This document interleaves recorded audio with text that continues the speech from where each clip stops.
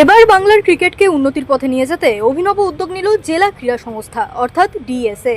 মে মাসেই শুরু হতে চলেছে গতি ট্রায়াল। কিন্তু ঠিক কি এই গতি? এটি এমন একটি প্রজেক্ট যা তৈরি করবে বাংলার ফাস্ট বোলারদের, ঘষে মেজে তাদের প্রস্তুত করবে আগামীর জন্য।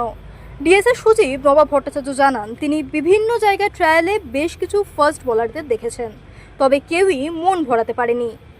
তবে কিছু জনের মধ্যে রয়েছে পটেনশিয়াল, তাদের তুলে এনে তৈরি করাই লক্ষ্য এই প্রজেক্টের, এবং যেখানে ছেলে এবং মেয়ে উভয়কেই দেওয়া হবে প্রশিক্ষণ। 2 বছর করে একটি বয়সভিত্তিক দলকে রাখা হবে এবং 2 বছর পর তাদের প্রস্তুত করে কোনো সুবর্ণ পথ তাদের সামনে উন্মোচন করে দেওয়া হবে। এই প্রজেক্টের বিষয়ে আজকে হয়ে গেল একটি সাংবাদিক সম্মেলন, যেখানে উপস্থিত ছিলেন ডিএসএর সচিব নবাব ভট্টাচার্য, সৌরভ গাঙ্গুলি এবং প্রজেক্টের যিনি প্রধান প্রশিক্ষক সাগর সেন শর্মা তিনিও। আসন্ন এই প্রজেক্ট নিয়ে বিস্তারিত আরও কি বললেন নবাব ভট্টাচার্য এবং সৌরভ গাঙ্গুলি, শুনুন প্যারালাল স্পোর্টসে। ইয়াং ছেলেদের আর মেয়েদের তুলে আনার এই যে প্রকল্প, এটা সিইবিও করেছিল 2014-15 সালে, যখন আমি প্রথম সেক্রেটারি হই। তারপর তো প্রেসিডেন্ট হলাম। ভিশনের মাধ্যমে, ওয়াকারিং এর মাধ্যমে ফাস্ট বোলার তুলে আনা। আমি অত্যন্ত আনন্দিত যে জেলায় এই জিনিস হচ্ছে। নর্থ 24 পরগনা দিয়ে শুরু, আর আশা করবো সময়ের সাথে বাকি জেলাগুলো এই প্রজেক্টটা নেবে। সিবি সমস্ত রকম সাপোর্ট করবে জেলাকে, করেও থাকে বিভিন্নভাবে তাদের খেলাধুলোর জন্য। কিন্তু আমি মনে করি এই একটা কনসেন্ট্রেটেড এফার্ট, মানে ট্যালেন্ট এনে তাদেরকে রেডি করে তৈরি করা, এই কনসেন্ট্রেটেড এফার্টেই প্লেয়ারদের ডেভেলপমেন্ট হয়। এমআরএফ পেস একাডেমি আছে। যখন আমি ছোট ছিলাম, 14 বছর বয়স, তখন সাগরও মনে রাখবে যে প্রথম আমাকে এমআরএফ আরো কম হবে বলে 13 এমআরএফ পেস একাডেমিতে নিয়ে যাওয়া হয়েছিল, দেখতে যে আমি জোরে বোলিং করতে পারি কিনা। তখন ডেনিস লিলি আসতেন। ডেনিস লিলি তারপরে বিগত 15-20 বছর এসছেন, ইংল্যান্ড মনরা সেটা দেখে এমআরএফ পেস একাডেমি চেন্নাইতে। এরকম একটা প্রকল্প বা এরকম একটা ইনিশিয়েটিভ নর্থ 24 পরগনা নিয়েছে, এতে ফল হবেই হবে। আমি এটাও রিকোয়েস্ট করবো যে শুধু ফাস্ট বোলারে রেস্ট্রিক্টেড রাখবেন না, স্পিনকেও দেখবেন।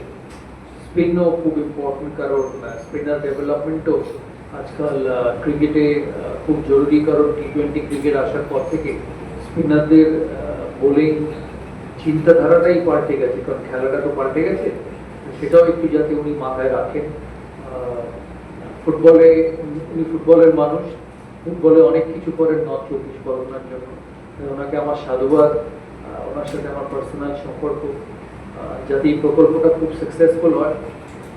সাকসেসফুল কিন্তু শুধু অ্যাডমিনিস্ট্রেটর দিয়ে হবে না, সাকসেসফুল হতে হবে প্লেয়ারদের, এটা সবচেয়ে জরুরি।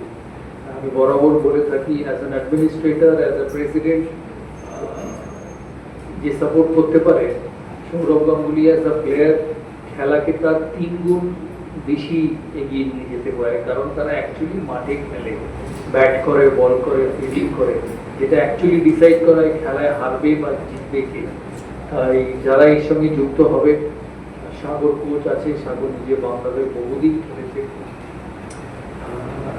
ও জানে কিভাবে বোলারদের গাইড করতে হয়, কিভাবে তাদের রিদম, অ্যাকশন, স্ট্রেংথ সমস্ত কিছুর উপর তৈরি করতে হয়। তাই ওনাকেও আমার অনেক শুভেচ্ছা, কারণ নবাবদা তো অ্যাডমিনিস্ট্রেটিভ সাইডটা দেখবেন, স্পোর্টস সাইডটা, এক্সিকিউশন সাইডটা সাগর দেখবে, প্লাস আরো কোচেস যারা আছে, এখানে একলাখ আছে, জয়ন্ত আছে।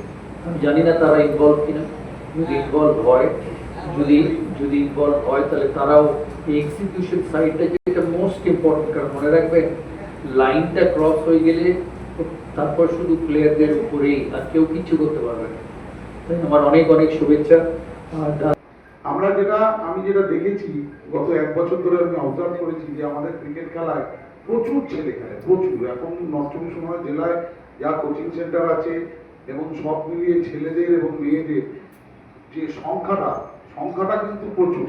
এবং একটা কথাই আছে, কোয়ান্টিটি ব্রিংস কোয়ালিটি। তো কোয়ান্টিটি এত আছে যে কোয়ালিটিও আছে, কিন্তু তাদের যে প্রকৃত পরিচর্যাটা, যেটার জন্য আমার ধারণা, আমাদের ফুটবল হোক, ক্রিকেট হোক, বা যে কোনো স্পোর্টস হোক, যে কোনো গেমস হোক, তাদের জন্য দুটো জিনিস খুব প্রয়োজন হয়। একটা, একদম খুব ছোটবেলায় তাদেরকে খেলাটার মধ্যে তাকে যদি ইনভলভ করা যায়, আর তারপরে তার ট্যালেন্ট আইডেন্টিফিকেশন করে তাদেরকে যদি ঠিকঠাক ট্রেনিং দেওয়া যায়। তো এই গতি, এই প্রজেক্টটা গতি ঠিক না। আমার একটা আফসোস খুব হচ্ছিল যে আমাদের এখানে ভালো জোরে বল করে এরকম ছেলে আমি অনেকগুলো ট্রায়াল দেখেছি, 15 ট্রায়াল, 13 ট্রায়াল, আমি 18 ট্রায়াল গিয়ে দেখছি খুব জোরে বল করে এরকম বোলার খুব একটা কিন্তু আমরা জেলায় দেখছি না। অথচ কয়েকজনকে দেখে মনে হচ্ছে এদের পোটেনশিয়াল আছে, চেহারা ভালো, বলটা জোরে করে, কিন্তু সঠিক আরেকটু যদি ভালো পরিচর্যা করা যেত, সঠিক ট্রেনিং করা যেত, তাহলে হয়তো এই ছেলেগুলো আমাদের বাংলার হয়ে অন্তত বাংলার হয়ে আমার জেলার ছেলেগুলো কিন্তু আমার ধারণা ভালো বল করতো। এই প্রজেক্টটা এখান থেকেই আসে একটা ধারণা। সেখান থেকে আমি আমার ভাই সিদ্ধান্ত সামন্ত এবং আমার ক্রিকেট সেক্রেটারি সোমনাথ দা, তখন পিনাকিদা ছিলেন, সবাই মিলে আমরা আলোচনা করি। তখন আমি শিবনাথকে দায়িত্ব দিই এবং শিবনাথকে বলি, শিবনাথ তখন সবাইকে এক জায়গায় করে এবং সবচেয়ে বড় সাগর ময়দা আমাদের যেভাবে সাহস দিয়েছেন, সাগর ময়দা যেভাবে বলেছেন, সাগরদার কথা আমি বলবো, সাগরদা বলেছে আমাকে, দেখো চেষ্টা করলে হতেই পারে, কিন্তু চেষ্টাটা ভালো হওয়া উচিত, চেষ্টাটার মধ্যে নিষ্ঠা থাকা উচিত। তো দুটো ডিসিশন আজকে আমরা এখান থেকে ঘোষণা করছি। একটা আপনারা দেখছেন, আমরা এর আগে দেখেছেন যে আমাদের ম্যাসকট করেছিলাম টিগ্রুর ছবি আপনারা দেখছেন। তার আগে আমরা সেই সময় ব্র্যান্ড অ্যাম্বাসাডর করেছিলাম সুব্রত পাল এবং ঐহিকা মুখোপাধ্যায়কে। তো আজকে যে গতি প্রজেক্টটা আমরা 17 বছর আন্ডার 17 এবং আন্ডার 14 দুটো এজ গ্রুপের ছেলে নেব, মেয়ে নেব। প্রথমে ছেলে ঠিক ছিল, পরবর্তীকালে কথা বলে ঠিক হয়েছে যে আমরা মেয়েদেরকেও নেব এবং আমরা তাদেরকে ভালো করে ট্রেনিং দিয়ে, আমার নিজের শহরে, আমার নিজের পাড়ায় একটা মেয়ে যে পরে ইন্ডিয়া খেলেছে, রোমিলি ধর, একদম আমার বাড়ির পাশেই থাকে, ছোট থেকেই খেলতো, কিন্তু তখন মেয়েদের ক্রিকেটে এত কম্পিটিশন ছিল না, এত ব্যাপ্তি ছিল না। এখন প্রচুর ব্যাপ্তি মেয়েদের ক্রিকেটেও। তো আমরা চেষ্টা করব যে আগামী দিনে আমরা যে বোলারগুলোকে তৈরি করব তারা যেন বাংলাকে সমৃদ্ধ করে, তারা যেন রঞ্জি দলকে সমৃদ্ধ করে, বাংলাকে যেন রঞ্জি চ্যাম্পিয়ন করে আনতে পারে। যেটা আমার বিশ্বাস, শুধু সৌরভ গাঙ্গুলি না, এই ঘরে যতজন মানুষ আছেন প্রত্যেকেই চান যে আর একবার রঞ্জি ট্রফি আমরা জিতে আনি। এবার খুব কাছের থেকে আমাদের মিস হয়ে গেছে। তো আগামী দিনে আমাদের এই প্রচেষ্টা এবং এই প্রজেক্টটা করব, সেই প্রজেক্টটাকে আমরা চালাতে চেষ্টা করব।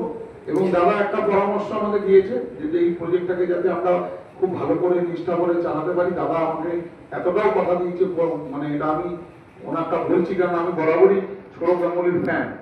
তার বাইরেও আমি বলি যে আমি প্রশাসক হিসেবে ওনাকে যত দেখি তত মুগ্ধ হই।